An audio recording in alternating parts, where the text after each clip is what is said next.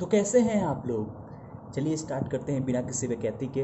Welcome to my YouTube channel Prayas career institute. Myself Pritosh Raj Pandey and today I am going to teach you vector algebra. तो students, हम आज start करेंगे vector algebra. इस video में हम पूरा वेक्टर अलजेब्रा का बेसिक कवर करेंगे, जिससे कि आप जो भी बोर्ड वाले स्टूडेंट हैं या फिर आप सीबीएसई बोर्ड का स्टूडेंट हो या बिहार बोर्ड का स्टूडेंट है, वो घर बैठे जो भी बोर्ड वाले बुक है एनसीईआरटी आर.एस. अग्रवाल या फिर आर.डी. शर्मा, वो अच्छे से लगा सकते हैं। तो चलिए स्टूडेंट्स स्टार्ट करते हैं बिना टाइम वेस्ट किए। वेक्टर अलजेब्रा, तो सबसे पहले जानना होगा वेक्टर कहते किसको हैं। तो वेक्टर उस तरह का फिजिकल क्वांटिटी को कहते हैं जिसका मैग्नीट्यूड भी होता है और साथ साथ उसमें डायरेक्शन भी होता है। ठीक है स्टूडेंट्स।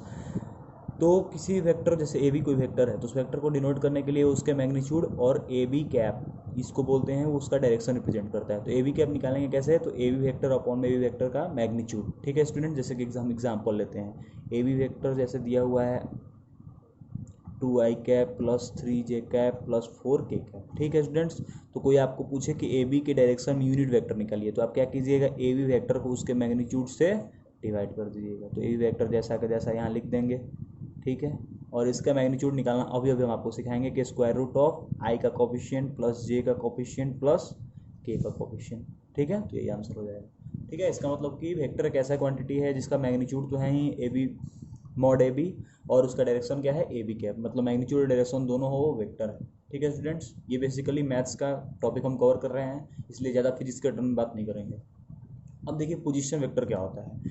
पोजीशन वेक्टर एक ऐसा वेक्टर है जो किसी भी पॉइंट का पोजीशन बताता है with reference to origin. Generally हम कार्टेशियन प्लेन में ओरिजिन को ही रेफरेंस मानते हैं, इसलिए ओरिजिन के रिस्पेक्ट में उसका क्या करेगा, ओरिएंटेशन बताएगा, पोजीशन बताएगा। जैसे सी का पोजीशन ओ सी बता रहा है, ओ बी का बता रहा है, ओ ए का बता रहा है। यहाँ पे देखिए स्टूडेंट्स, एक्स वाई जेड हम कार्टेशियन प्लेन बना लिए हैं, तो एक्स एक्सिस के डायरेक्शन में जो यूनिट वेक्टर होता है उसको आई कैप से डिनोट करते हैं। आगे इस पर और चर्चा करेंगे। वाई डायरेक्शन में जो यूनिट वेक्टर होता है उसको जे कैप बोलते हैं। जेड डायरेक्शन में जो यूनिट वेक्टर होता है उसको के कैप बोलते हैं। ओपी को एक पोजीशन वेक्टर पी का रिप्रेजेंट कर रहा है, आर वेक्टर है, एक्स वाई जेड पी का कोऑर्डिनेट है। तो ओपी वेक्टर को हम क्या लिखते हैं, x I cap plus Y J cap plus Z के कैप। और कोई आपको अगर पूछे कि ओपी का लेंथ कितना है, तो square root of x square plus y square plus z square. ठीक है स्टूडेंट्स। अब देखिए अगले केस में मैंने क्या क्या कहा कि अब जो ओपी वेक्टर है वो एक्स एक्सिस के साथ अल्फा एंगल बना रहा है, वाई एक्सिस के साथ बीटा एंगल बना रहा है, और जेड एक्सिस के साथ गामा एंगल बना रहा है। तो अल्फा बीटा गामा को हम लोग क्या बोलते हैं, डायरेक्शनल एंगल बनाते हैं। इसका मतलब कि ये एंगल इस पर्टिकुलर वेक्टर का डायरेक्शन बता रहा है कि किस तरह से डायरेक्शन ओरिएंटेड है, किस एक्सिस में कितना झुका हुआ है। और इस डायरेक्शन एंगल में अगर हम आगे कोसाइन लगा दें तो cos alpha cos beta cos gamma बन जाएगा। कॉस अल्फा को एल से डिनोट करते हैं, कॉस बीटा को एम से, कॉस गामा को एन से। तो इसको बोला जाता है डायरेक्शनल कोसाइन। ठीक है स्टूडेंट, यहाँ तो समझ में आ गया। अब डायरेक्शनल कोसाइन का वैल्यू कैसे निकालेंगे, तो आइए एग्जाम लेते हैं। X axis y axis z axis, ये क्या है, कार्टेशियन प्लेन है 3D। तो इसमें ये क्या कर रहा है, अल्फा एंगल बना रहा है एक्स एक्सिस के साथ। तो ये अल्फा एंगल है और ये मैंने क्या किया, परपेंडिकुलर ड्रॉ कर दिया। तो जैसे ये परपेंडिकुलर मैं ड्रॉ करूंगा तो ये अल्फा एंगल, तो यहाँ पे हम लगा देंगे कोसाइन का फॉर्मूला। तो कोसाइन का फॉर्मूला क्या होता है, cos alpha is equal to क्या हो जाएगा, बेस अपन में हाइपोटेनस। तो बेस क्या है, एक्स, हाइपोटेनस क्या है, मॉड आर। और मॉड आर का वैल्यू निकालना भी बताया, square root of x square plus y square plus z square. इसका मतलब इस वेक्टर का लेंथ। तो अल्फा था तो एक्स अपॉन में मॉड आर आया, वही बीटा होता तो वाई अपॉन में मॉड आर आता, गामा होता तो जेड अपॉन में मॉड आर आता। ठीक है स्टूडेंट्स। तो एल कितना हो जाएगा, कॉस अल्फा, एम हो जाएगा कॉस बीटा, एन हो जाएगा कॉस गामा। एक प्रॉपर्टी होता है कि L square plus M square plus N square 1 होता है। इसको आप खुद से प्रूफ भी कर सकते हैं। देखिए इन तीनों को स्क्वायर कर दीजिए, तो ऊपर स्क्वायर करके ऐड कीजिएगा तो ऊपर आ जाएगा x square plus y square plus z square, नीचे आ जाएगा मॉड आर का होल स्क्वायर। तो ये क्या होता है, स्क्वायर रूट होता है, तो ये ऊपर भी वही आएगा जो नीचे आएगा, और दोनों क्या आ गया, सेम आ गया। तो ये 1 आंसर आ जाएगा। ठीक है स्टूडेंट, समझ में आ गया। यहाँ से एक्स का वैल्यू कितना हो जाएगा, एल आर, वाई का वैल्यू कितना हो जाएगा, एम आर, जेड का वैल्यू कितना हो जाएगा, एन आर। ठीक है। तो किसी पॉइंट का कोऑर्डिनेट क्या था, एक्स वाई जेड। तो एक्स वाई जेड का हम जगह क्या लिख सकते हैं, l r m r n r भी लिख सकते हैं। तो एल आर को ए से, एम आर को बी से, एन आर को सी से डिनोट करते हैं। तो ए बी सी को क्या बोलते हैं, direction ratios of vector r. ठीक है। तो एल एम एन को हम क्या बोलते हैं, डायरेक्शन कोसाइन बोलते हैं। वहीं ए बी सी को क्या बोलते हैं, डायरेक्शन रेशियोज बोलते हैं। और अल्फा बीटा गामा को क्या बोलते हैं, डायरेक्शनल एंगल बोलते हैं। ये तीन चीज़ होता है। अब देखिए जैसा कि L square plus M square plus N square 1 होता है, लेकिन A square plus B square plus C square 1 नहीं होता है जनरली। अब हम देखेंगे types of vector. Types of vector में पहला जीरो वेक्टर। जीरो वेक्टर क्या होता है? ऐसा वेक्टर जिसका मैग्नीट्यूड क्या हो? जीरो। अब मैग्नीट्यूड जीरो, इसका मतलब कि ए इनिशियल पॉइंट यहाँ से स्टार्ट हुआ, बी टर्मिनल पॉइंट भी यही है, ये वेक्टर एग्जिस्ट ही नहीं कर रहा है। ठीक है स्टूडेंट्स, इसको बोलेंगे जीरो वेक्टर। मतलब कि उसका मैग्नीट्यूड ही नहीं है, तो डायरेक्शन तो डिफाइन कर ही नहीं सकते हैं। यूनिट वेक्टर क्या होता है? ऐसा वेक्टर जिसका मैग्नीट्यूड क्या हो? वन हो। डायरेक्शन से कोई मतलब नहीं, डायरेक्शन कुछ भी हो सकता है। ठीक है, मॉड जो वेक्टर कहना चाहिए वन होना चाहिए। जैसे कोई तुमसे पूछ दे कि X I cap plus 4j cap plus 5k cap, इसको यूनिट वेक्टर होने के लिए एक्स का क्या वैल्यू लेंगे? तो क्या करेंगे? Square root of x square plus 4k square plus 5k square equal to 1, यहाँ से इसका वैल्यू निकाल लेंगे। अब देखिए को इनिशियल वेक्टर, दो और मोर वेक्टर को हम को इनिशियल तब बोलेंगे जब दोनों का इनिशियल पॉइंट से, मतलब कि एक पॉइंट से क्या हुआ हो? ओरिजिन हुआ हो, तभी उसको इनिशियल वेक्टर बोलेंगे। इक्वल वेक्टर क्या होता है? दो वेक्टर को इक्वल कब बोलेंगे? जब दोनों का क्या हो? डायरेक्शन भी सही हो, मैग्नीट्यूड भी सेम हो, मतलब कि ये वेक्टर क्या है? इक्वल वेक्टर है। ठीक है, इसका इनिशियल पॉइंट से कोई मतलब नहीं होता है। निगेटिव वेक्टर, कोई वेक्टर इधर जा रहा है तो उसको मैं उसके डायरेक्शन को क्या कर दो? अपोजिट कर दो, भाई उसका नेगेटिव वेक्टर हो गया। इसका मतलब कर ये ए है तो ये माइनस ए होगा। इसका मतलब ये कह सकते हैं उसको 180 डिग्री में क्या कर दो? रोटेट कर दो।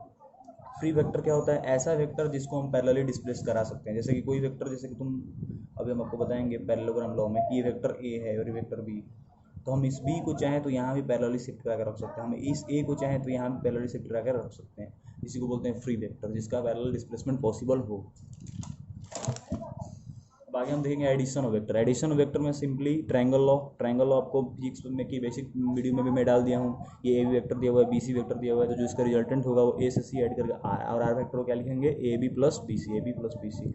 और students A B plus B C plus C A, लगातार तीन वेक्टर का जो सम होगा ट्रायंगल में क्या होगा? जीरो होता है। ठीक है, इसको चाहो तो तुम पैरेललोग्राम लॉ से भी निकाल सकते हो। ए और बी दो वेक्टर दिया हुआ है तो इसका रिजल्टेंट जो होता है वो इसका डायगोनल होता है, ए प्लस बी। कैसे इसको प्रूव करेंगे? पैरेलली डिस्प्लेस करा दो इसको, बी को यहाँ लगा रख दो, ये बन गया ट्रायंगल ए बी, तो सी क्या हो जाएगा? रिजल्टेंट। तो ए प्लस बी इक्वल टू सी, तो ए प्लस बी जो हो जाएगा वो रिजल्टेंट। ए प्लस बी जो होता है वो बी प्लस ए के बराबर होता है, कॉम्यूटेटिव प्रॉपर्टी। ए प्लस बी प्लस सी, ये जो अगर ए बी के साथ सम में है तो बी सी के साथ भी सम में आएगा तो कोई दिक्कत नहीं होती, दोनों के रिजल्ट सेम है। सुसेसिटी प्रॉपर्टी बोलते हैं। ए प्लस जीरो ए होता है, इसका मतलब कि जीरो वेक्टर को ऐड करने से कोई फर्क नहीं पड़ा, इसलिए जीरो वेक्टर को हम लोग बोलते हैं additive identity for the vector addition. मतलब वेक्टर एडिशन के लिए एडिटिव आइडेंटिटी, इससे कोई फर्क नहीं पड़ता है। मल्टीप्लिकेशन बाय स्केलर, कोई ए वेक्टर है उसमें -1 से मल्टीप्लाई कर दो उसका डायरेक्शन चेंज हो गया, नेगेटिव वेक्टर इसी को आते हैं। 4 से मल्टीप्लाई कर दो उसका लेंथ चेंज हो गया, -4 से तो लेंथ तो चेंज हुआ और डायरेक्शन भी चेंज हो गया। 1/2 से कर दिए, इसका मतलब 1 से कम वैल्यू से मल्टीप्लाई किए हैं तो उसका साइज कम हो जाएगा, मतलब कि लेंथ ऑफ वेक्टर चेंज हो जाएगा। कंपोनेंट ऑफ वेक्टर, तो देखिए स्टूडेंट्स, जैसे कि हमने आपको बताया था कि एक्स एक्सिस के डायरेक्शन में जो यूनिट वेक्टर मानते हैं उसको आई कैप से डिनोट करते हैं, वाई एक्सिस में जे कैप से और जेड एक्सिस में के कैप से। तो आई कैप का जो कोऑर्डिनेट होता है 1,0,0 होता है। इसका मतलब कि ये एक ऐसा यूनिट वेक्टर है जो एक्सिस के डायरेक्शन में है, इसलिए इसका मैग्नीट्यूड कितना है? 1 है। और आई कैप, वाई कैप, वैसे ही जे कैप और के कैप। तो वेक्टर ओ ए, ओ बी, ओ सी को each having magnitude 1 are called unit vector along x and y axis z axis. ठीक है, तो आई जे के आपको समझ में आ गया। अब कोई भी वो भी वेक्टर है तो उसको हम लोग क्या लिख सकते हैं? X I cap plus Y J cap plus Z के कैप। एक्स वाई जेड को हम लोग स्केलर कंपोनेंट बोलते हैं आर को, और x I cap Y J Z के आर वेक्टर कंपोनेंट। बहुत सारे क्वेश्चन में आपको पूछेगा 3i plus 4j plus 5k दे देगा, बोलेगा कि इसका स्केलर और वेक्टर कंपोनेंट बताइए। तो 3, 4, 5 को क्या बोलते हैं? स्केलर कंपोनेंट बोलते हैं, और 3i 4j 5k ऐसे बोलेंगे तो उसको बोलेंगे vector component. X y z को टर्म करते हैं हम लोग रेक्टेंगुलर कंपोनेंट भी बोलते हैं कभी कभी। अब देखिए स्टूडेंट्स, कंपोनेंट कैसे निकालते हैं वेक्टर। तो कोई वेक्टर आर दिया हुआ है जो थीटा एंगल बना रहा है ओरिजेंटल के साथ, तो वर्टिकल के साथ कितना बनाएगा? π/2 माइनस थीटा। तो इसका ओरिजेंटल कंपोनेंट होता है r cos theta, vertical component होता है आर sin थीटा। इसका बहुत यूज आएगा, हमेशा इसका यूज आएगा। तो ए को बोलते हैं horizontal component, r cos theta होता है, vertical component r sin theta होता है। Find direction ratio and the vector and direction cosine. अभी आपको डायरेक्शन रेशियो और डायरेक्शन कोसाइन पीछे बताए थे, तो इसको आपको निकालना है।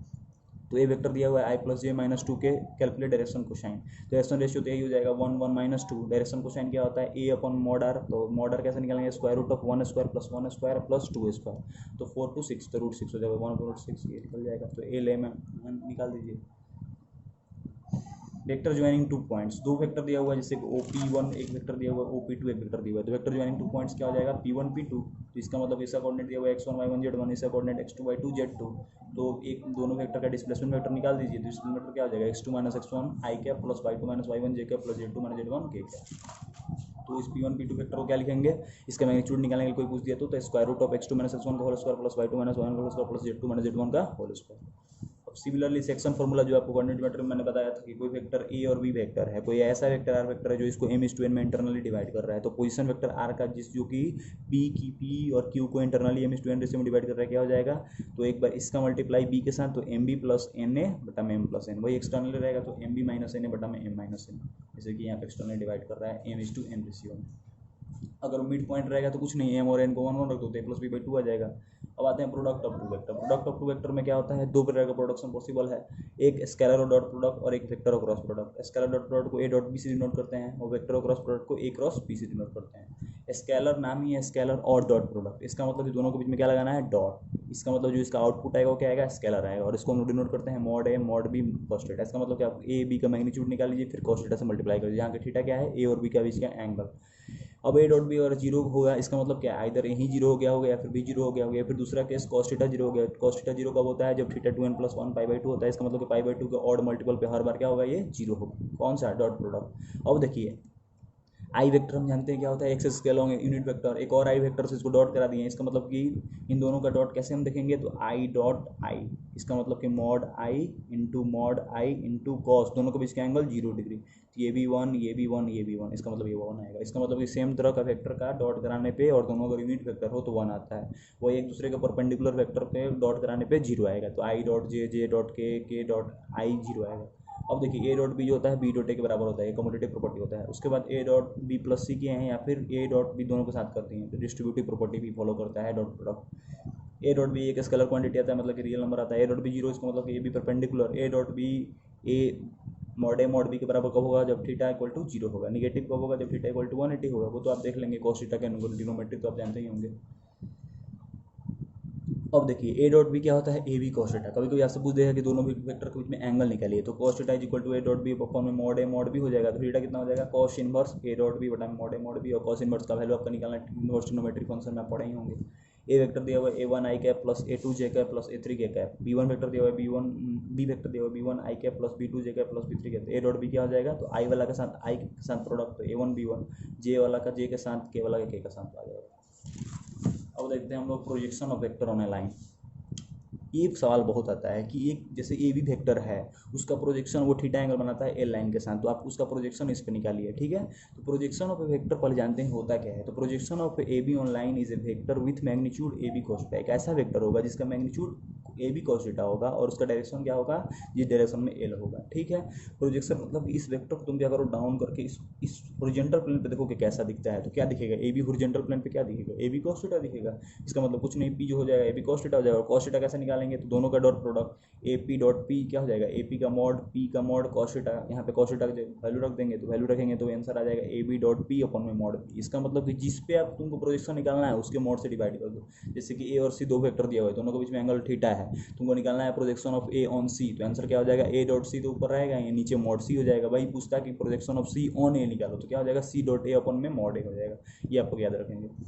अगर थीटा 0 होगा तो किसी वेक्टर का प्रोजेक्शन वो खुद होगा, अगर थीटा पाई होगा तो किसी वेक्टर का प्रोजेक्शन उसका उल्टा वाला वेक्टर होगा। अगर ए बी का प्रोजेक्शन निकालेंगे तो बी ए होगा। अगर थीटा 2n+1 π/2 और मल्टीपल ऑफ π/2 होगा तो उसका प्रोजेक्शन जो होगा वो 0 वेक्टर होगा, ठीक है।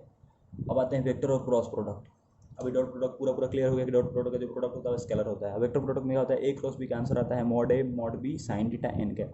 यहाँ की साइन थीटा क्या है, दोनों के बीच का एंगल, थीटा का वैल्यू 0 से पाई में वेरी करता है। जैसे कि ए क्रॉस ए बी वेक्टर दिया हुआ है, इसका हम अभी बताएंगे कि डायरेक्शन कैसे देखते हैं। डायरेक्शन देखने का दो रूल है, राइट हैंड थंब रूल और एक होता है स्क्रू रूल। वो दोनों लास्ट में चर्चा कर देंगे, बहुत ईजी होता है। कुछ नहीं करना है, ए से बी के अक्रॉस तुम जाओ, तो एक बी के अक्रॉस जाओगे तो जो रिजल्टेंट वेक्टर आएगा वो एन कैप के डायरेक्शन में आएगा। इसका मतलब कि क्रॉस प्रोडक्ट से जो भी वेक्टर आता है वो दोनों वेक्टर के क्या होता है, परपेंडिकुलर होता है, ठीक है। स्टूडेंट्स याद रहे, ए क्रॉस बी जो होता है वो क्या होता है, ए के भी परपेंडिकुलर होता है, बी के भी परपेंडिकुलर होता है। इसका मतलब कि एन कैप यहाँ पे क्या डायरेक्शन शो कर रहा है, तो इनके डायरेक्शन क्या होगा, ए के परपेंडिकुलर होगा, बी के परपेंडिकुलर। इसका मतलब कि एन कैप एक ऐसा यूनिट वेक्टर है जो परपेंडिकुलर होगा both a and b, such that a b and n form a right handed system. इस तरफ से कि ये क्या बनाएंगे, right handed system. Right handed system क्या होता है, एक्स वाई जेड ऐसे इसको बोलते हैं राइट हैंडेड सिस्टम। इसका मतलब कि एक्स से वाई की ओर तुम अगर जा रहे हो, इसका मतलब कि एक्स पे यहाँ पे ऐसे फिंगर रख के वाई के लॉन्ग रोटेट कर रहे हो, तो जो यहाँ थंब तुम्हारा होगा, ये थंब वो क्या शो करेगा, जेड, पॉजिटिव जेड। मतलब कि एक्स से पॉजिटिव वाई की तरफ जा रहा हो तो पॉजिटिव जेड जो होगा वो एन कैप शो करेगा। अगर ए और बी, ए आइदर ए 0 हो जाए या फिर बी 0 हो जाए तो ए क्रॉस बी 0 हो जाएगा। दूसरा तरीका क्या है, ए क्रॉस बी मान लो 0 हो गया, इसका मतलब कि क्या है, साइन थीटा ही 0 होगा। थीटा 0 कब होता है, एन पाई पे, तो इसका मतलब कि ए और बी आपस में क्या था उस समय, पैरेलल था। अब देखिए स्टूडेंट, जैसे कि उसमें आपको हम आई जे के में बताए थे, तो ये साइक्लिक ऑर्डर फॉलो करता है। आई जे के को आप सीक्वेंस में लिख दीजिए, किसमें, सीक्वेंस में। तो ये दोनों का क्रॉस जो होता है वो ए होता है, फिर जे क्रॉस के आई होता है, फिर के क्रॉस आई जे होता है। जब सीक्वेंस फॉलो कीजिएगा ये सीक्वेंस होना चाहिए आई जे के, तब तो पॉजिटिव आंसर आएगा। जैसे ही आप सीक्वेंस बदल दिएगा निगेटिव आंसर आएगा। कोई आपसे पूछेगा कि आई क्रॉस जे क्या होगा, तो के। कोई पूछेगा जे क्रॉस आई क्या होगा, तो माइनस के। ये भी बताएंगे क्यों। आई क्रॉस आई सेम वेक्टर है तो थीटा जीरो हो जाएगा, दोनों पैरेलल है तो जीरो आंसर। जे क्रॉस जे जीरो, के क्रॉस के जीरो। अब दोनों के बीच में एंगल निकालने के लिए जैसे कॉस थीटा के माध्यम से उसमें हमने आपको बताया था, इसमें आपको मान लीजिए थीटा निकालना है, तो ए क्रॉस बी क्या होता है, ए बी साइन थीटा होता है एन कैप। तो साइन थीटा यहाँ से क्या हो जाएगा, ए क्रॉस बी का मोड अपन मोड ए मोड बी, तो यहाँ से थीटा निकाल लेंगे साइन इनवर्स करके। अब यहाँ पे बहुत इंपॉर्टेंट प्रॉपर्टी है कि कॉम्यूटेटिव ये नहीं होता है क्रॉस प्रोडक्ट। इसका मतलब ए क्रॉस बी और बी क्रॉस ए बराबर नहीं हो, कैसे बराबर होगा। डायरेक्शन यहाँ पे है, एक बार इधर से इधर गए, एक बार इधर से, जब इधर से इधर जाएंगे तो पॉजिटिव जेड एक्सिस में डायरेक्शन आएगा। जब हम लोग वाई से एक्स की ओर रोटेट करेंगे वेक्टर को तो निगेटिव जेड एक्सिस आएगा। इसका मतलब कि इसमें प्लस एन आएगा तो इसमें माइनस एन गैप आएगा, इसलिए डायरेक्शन में क्या होता है, एक दूसरे का निगेटिव होता है। इसका मतलब कॉम्यूटेटिव नहीं होता है। ए क्रॉस बी जो होता है माइनस बी क्रॉस ए के बराबर होता है। ए क्रॉस बी क्या हो जाएगा, A cross B sine, A cross B जो हो जाएगा मॉड ए mod B sine theta N cap, आपको याद रहना चाहिए। अब देखिए, ये आपको मैंने कोऑर्डिनेट ज्योमेट्री में बताया है कि कोई ए वेक्टर है कोई बी वेक्टर है, दोनों क्या है ट्रायंगल के साइड को रिप्रेजेंट कर रहे हैं, दोनों के बीच में एंगल थीटा है, तो इसका एरिया क्या होता है ट्रायंगल का हाफ ए क्रॉस बी का मॉड। वैसे ही अगर ये दोनों एडजेसेंट साइड और पहले याद रखे स्टूडेंट्स, एडजेसेंट साइड, ये नहीं कि ऐसा ये वेक्टर दिया हुआ है और ये वेक्टर दिया हुआ है, एडजेसेंट ये वेक्टर और ये वेक्टर दिया हुआ है, मतलब सेम वेक्टर, ये दोनों एडजेसेंट साइड होना चाहिए, तब एरिया कितना हो जाएगा, ए क्रॉस बी हो जाएगा। अब देखिए ए वेक्टर दिया हुआ है A1 आई कैप, A2 जे कैप, A3 के कैप, B1 दिया B1 आई कैप, B2 जे कैप, B3 के कैप। तो ए क्रॉस बी कैसे निकालेंगे, तो आई जे के पहला रो में लिख देंगे डिटरमिनेंट का, दूसरा में A1 A2 A3, तीसरा में B1 B2 A3, तो ये निकल जाएगा ए क्रॉस बी। अब देखिए स्टूडेंट्स, यहाँ तक आपका पूरा बेसिक कवर हो गया है। आप एनसीईआरटी बुक निकालिए, बनाइए, सब क्वेश्चन एक क्वेश्चन बन जाएगा। एनसीईआरटी आर सवाल आर डी शर्मा सब बन जाएगा। बेसिक मैंने कवर किया है और अगले वीडियो से मैं क्या करूँगा, इसका एडवांस लेवल पढ़ाऊंगा वेक्टर की, जो लड़के IIT JEE की तैयारी करते हैं वो भी कर सकें। अभी तक आप जो भी पढ़ लेंगे उसमें NDA एयरफोर्स ये सब का क्वेश्चन बन जाएगा, लेकिन थोड़ा सा और जो भी लेवल बढ़ता है वेक्टर में वो मैं अगले वीडियो में कवर करूँगा। मैंने पहले सोचा कि पहले आपका इंटरेस्ट इस सब्जेक्ट में ला दें, इस चैप्टर में ला दें। अब देखिए कॉची-श्वार्ट्ज इनइक्वालिटी, ये क्या होता है, ये बोलता है कि कोई भी दो वेक्टर के लिए हमेशा जो ए डॉट बी का मॉड होता है वो लेस देन और equal to mod a into mod b के बराबर होता है। इसका मतलब कह रहा है कि डॉट करा के मॉड लीजिए और दोनों का सेपरेट मॉड लीजिए, तो डॉट करा के जो मॉड लीजिए वो हमेशा उसके इक्वल और लेस देन आएगा। ये कैसे पॉसिबल है, तो ए डॉट बी क्या होता है, ए मॉड बी कॉस थीटा। इसका मतलब सब कुछ किस पे डिपेंड कर रहा है, कॉस थीटा। और हम जानते हैं कि कॉस थीटा का वैल्यू क्या होता है, -1 से 1 के बीच में वेरी करता है। इसका मतलब कि 1 से तो कम ही होगा। इसका मतलब कॉस थीटा जो भी मल्टीप्लाई इसमें होगा वो इसको 1 से इसके कंपेयर में 1 से कम कर देगा। इसका मतलब कि इसको इधर लेके आ जाए तो कॉस थीटा क्या लिख सकते हैं, लेस देन 1। आपको याद रहे लेस देन 1, इसका मतलब ये नहीं कि -∞, हमेशा याद रखें -1 से तो बड़ा ही होगा, और मॉड लेंगे तो 0 से बड़ा ही होगा। यहाँ पे मॉड का मतलब मैग्नीट्यूड नहीं है, यहाँ पे बता रहे हैं कि कॉस थीटा का वैल्यू कहाँ से कहाँ तक वेरी कर रहा है। यहाँ पे मॉड का मतलब मैग्नीट्यूड है। तो ए डॉट बी क्या हो जाएगा, लेस देन और equal to mod A mod b. इसका मतलब कि आप डॉट प्रोडक्ट करा के मॉड लें और बिना डॉट प्रोडक्ट कराए अलग अलग सेपरेट मॉड लेके प्रोडक्ट कराएं, वो हमेशा उसके लेस देन और इक्वल टू आएगा। इसी को बोलते हैं कॉची-श्वार्ट्ज इनइक्वालिटी। इसी से आपका ट्रायंगल इनइक्वालिटी भी प्रूव हो जाता है। और एक क्वेश्चन आपको दिया होगा एनसीईआरटी में, वो इसी पे बन जाएगा। याद रहे क्या प्रॉपर्टी है कि ए डॉट बी कर लें, उसका मॉड लें, वो जो हमेशा लेस देन और इक्वल टू आएगा, दोनों का सेपरेट मॉड लेके प्रोडक्ट करा लें। देखिए यही है ट्रायंगल इनइक्वालिटी पे question. For any two vector हमको प्रूव करना है कि जो ए बी का जो सम होता है वेक्टर का, उसका मॉड हमेशा लेस देन आएगा सेपरेट मॉड ए प्लस मॉड बी का। इसी को ट्रायंगल इनइक्वालिटी बोलते हैं। तो हम लोग बना दिए ट्रायंगल ए बी और ए सी वेक्टर। ठीक है स्टूडेंट, आपको बताया था कि ए B plus B C plus C क्या आएगा, 0 आएगा। अब देखो दोनों तरफ स्क्वायर कर दो तो ए प्लस बी का होल स्क्वायर कितना हो जाएगा, तो इसको दो बार प्रोडक्ट में लिख दे दो, तो प्रोडक्ट फिर से खोल दो, a dot a plus a dot b plus b dot a plus b dot b. तो यहाँ से क्या आ जाएगा, ए डॉट ए मॉड ए का स्क्वायर आ जाएगा, b dot b mod b का स्क्वायर आ जाएगा, और a dot b plus b dot a commutative होता है। इसका मतलब ये 2 टाइम्स हो जाएगा mod a into mod b. ठीक है, तो यहाँ से इसको हम क्या लिखेंगे, ये लेस देन और इक्वल टू क्या होगा, क्योंकि हम जानते हैं कि ए डॉट बी जो होता है वो लेस देन क्या होता है, सेपरेट मॉड ए मॉड बी के। तो यहाँ से लेस देन और इक्वल टू कितना हो जाएगा, मॉड ए प्लस मॉड बी का होल स्क्वायर। दोनों तरफ होल स्क्वायर हटा दो तो यह हो जाएगा ए प्लस बी का जो सम का मॉड होगा वो लेस देन और इक्वल टू क्या हो जाएगा, मॉड ए प्लस मॉड बी। तो यही तो प्रूव करना था ट्रायंगुलर इनइक्वालिटी। ठीक है स्टूडेंट्स, और हमने बताया था कि ए क्रॉस बी का डायरेक्शन देखने के लिए राइट हैंड सिस्टम या फिर स्क्रू रूल यूज करते हैं। तो मान लो हमको ए क्रॉस बी निकालना है और वो आता क्या है सी, तो ए क्रॉस बी को हम ए को मान लिए पॉजिटिव एक्सिस से डायरेक्शन के अलोंग और बी को मान लिए पॉजिटिव वाई डायरेक्शन के अलोंग। तो इसका मतलब कि ए क्रॉस बी निकालने का मतलब क्या कर रहे हैं, हम अपने फिंगर को क्या करो ऐसे रख लो और कर्ल्ड कर लो टुवर्ड्स पॉजिटिव वाई एक्सिस। देखो तो थंब कहाँ गया, ऊपर, ठीक है। यही इसका उल्टा करोगे तो हम कहाँ जाएगा, नीचे। इसका मतलब कि जो positive direction of z axis है वही क्या रिप्रेजेंट करता है, ए क्रॉस बी का रिजल्ट। और हमेशा क्या होता है, एक्स के परपेंडिकुलर, वाई के perpendicular. If fingers are curled in the direction of away from positive axis towards positive y axis, thumb of right hand points in the direction of positive z axis. ठीक है students, वही screw rule बोलता है। Screw rule क्या कहता है कि आप कहीं भी किसी भी, देखो स्क्रू को खोलने जाइएगा तो देखिए ऐसे खोलते हैं तो जैसे क्या आता है, स्क्रू ऊपर आने लगता है और आपको खुल जाएगा। इसका मतलब आपने क्या किया, वो एक्स एक्सिस से वाई एक्सिस के टुवर्ड्स क्या किया, रोटेट किया, तो ये पॉजिटिव डायरेक्शन जेड एक्सिस में वेक्टर चलने लगा। इसका मतलब कि ए क्रॉस बी का जो भी रिजल्ट आएगा वो हमेशा क्या होता है, ए के परपेंडिकुलर होता है, बी के परपेंडिकुलर होता है। और ए क्रॉस बी अगर एन कैप पॉजिटिव में आता है तो बी क्रॉस से क्या आएगा, एन कैप निगेटिव में आएगा। तो थैंक यू स्टूडेंट्स, ये आपका वेक्टर का बेसिक कंप्लीट होता हुआ। और आप क्या कीजिए, एनसीईआरटी बुक में चैप्टर 10 है, वेक्टर बनाइए, या फिर जो भी वेक्टर से रिलेटेड छोटी मोटी डाउट है आप हमसे कमेंट सेक्शन में पूछ सकते हैं। और उम्मीद करते हैं कि आपसे वेक्टर का जो भी बेसिक क्वेश्चन है सब बन जाएगा, एनसीईआरटी राजगोपाल आईडी शर्मा सब कुछ बन जाएगा। तो यहाँ पे कंप्लीट होता हुआ वेक्टर का बेसिक। थैंक यू स्टूडेंट्स, मिलते हैं फिर नेक्स्ट वीडियोज़ में। और हाँ स्टूडेंट्स, आप लोग मेरे चैनल को सब्सक्राइब जिन्होंने नहीं किया वो क्या करें, सब्सक्राइब करें, लाइक करें और शेयर करते रहें ताकि मैं और से और ज़्यादा वीडियो डाल सकूँ। Thank you students.